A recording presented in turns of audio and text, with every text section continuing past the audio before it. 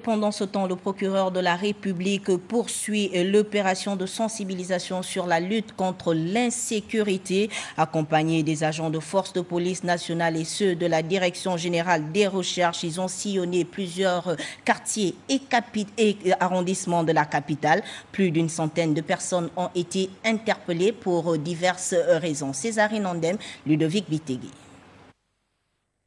Des nuits blanches de labeur sans relâche chaque week-end pour ces magistrats.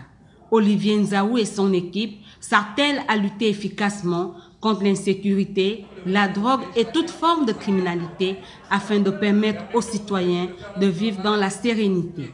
D'où ces opérations de contrôle et de sensibilisation dans les artères de la capitale gabonaise. Du PK5 sur la Nationale 1 en passant par le quartier Évasion, les officiers de police judiciaire et agents ont perquisitionné des bars, troquets et snack-bars. Ici, les fouilles ont été effectuées malgré la résistance.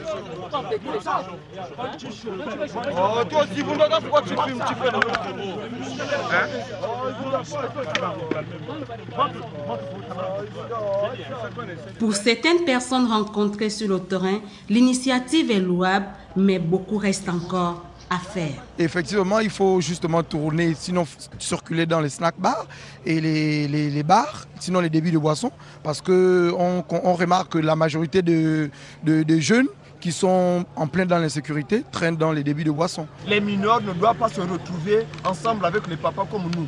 Je tiens à remercier le procureur pour les actes qu'il pose. C'est pour le bien du Gabon.